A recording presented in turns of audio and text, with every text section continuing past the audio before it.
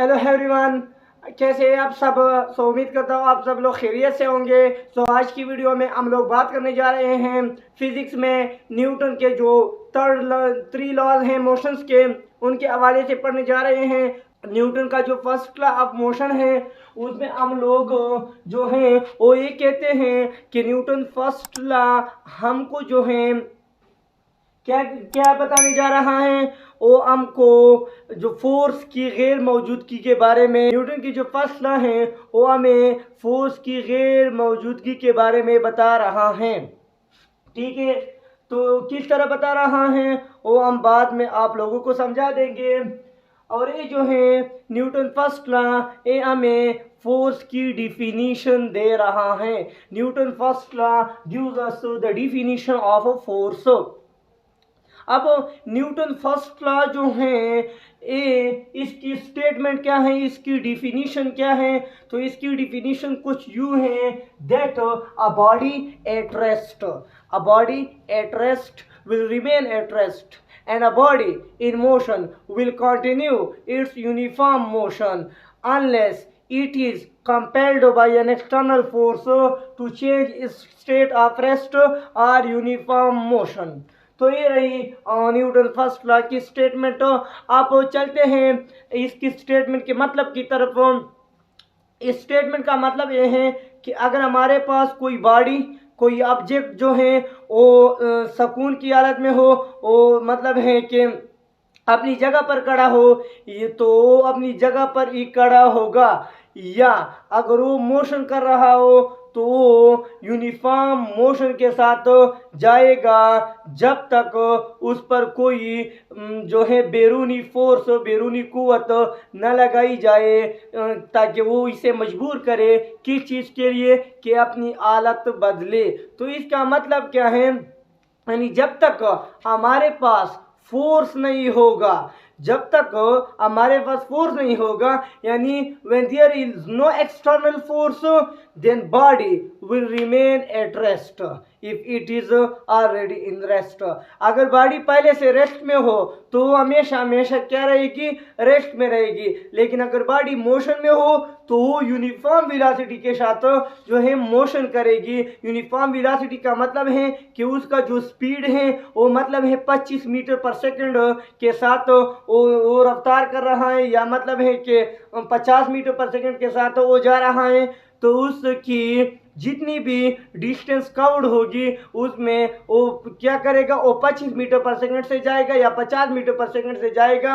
इसमें किसी किस्म की चेंज नहीं आएगी जब तक इस पर कोई एक्सटर्नल फोर्स न लगाया जाए, तो न लगाया जाए। अभी मैंने कहा कि न्यूटन का जो फर्स्ट लॉ है ये हमें फोर्स के गैर मौजूदगी के बारे में बताता है। तो हम बार बार कहते हैं ना कि by an external force unless it is compared by an external force, यानी जब तक इस पर एक एक्सटर्नल फोर्स न लगाई जाए, और जब एक्सटर्नल फोर्स ना हो तब क्या होगा, तब ये रेस्ट में होगा, या मतलब यूनिफॉर्म मोशन के साथ जा रहा होगा।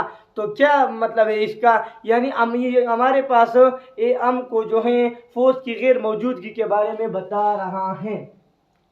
दूसरी बात एक जो न्यूटन फर्स्ट लॉ है हमें किस तरह जो है इसकी फोर्स की डिफिनीशन के बारे में बता रहा है। तो अभी हमने कहा कि अगर हमारे पास कोई फोर्स नहीं होगी तो अगर बॉडी रेस्ट में है तो रेस्ट में रहेगा, अगर बॉडी मोशन में है तो मोशन में रहेगा। ठीक है, लेकिन अगर फोर्स आई तो फिर उसकी रेस्ट की हालत बाकी रहेगी नहीं, उस यूनिफॉर्म वेलोसिटी की जो हालत है वो बाकी रहेगी नहीं, वो भी नहीं रहेगी। तो क्या मतलब है इसका, यानी force is such an agent which changes the state of a body। Force is an agent that changes the state of a body।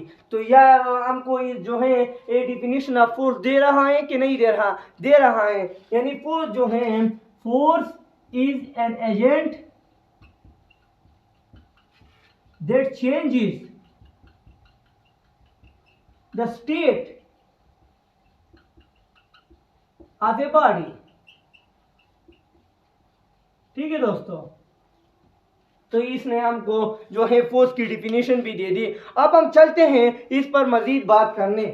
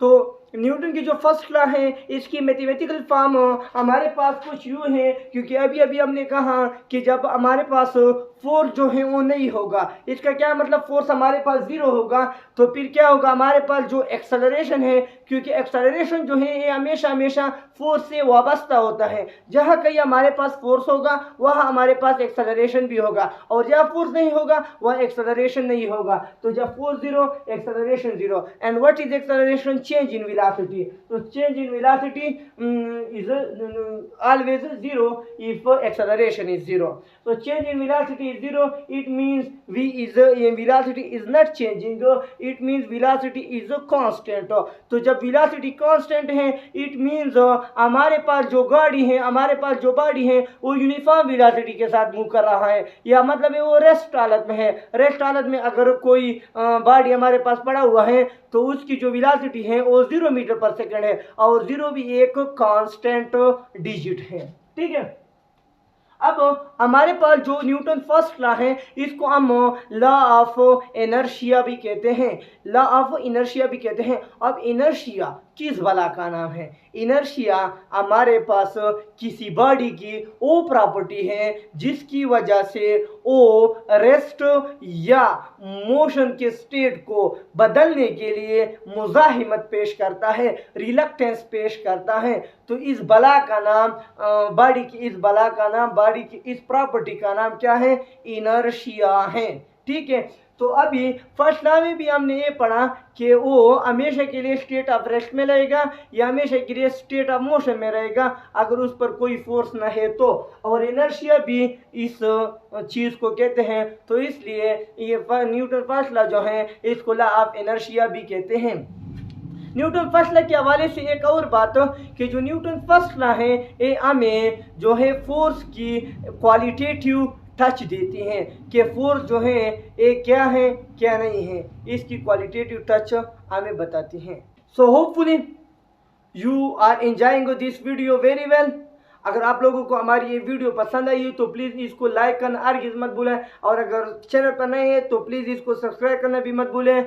और इंशाल्लाह नेक्स्ट लेक्चर में मैं आप लोगों को न्यूटन सेकंड लॉ भी इस तरह डिटेल में पढ़ाऊंगा और न्यूटन थर्ड लॉ जो है वो भी इस तरह डिटेल में पढ़ाऊंगा। Stay with us. वस्सलाम।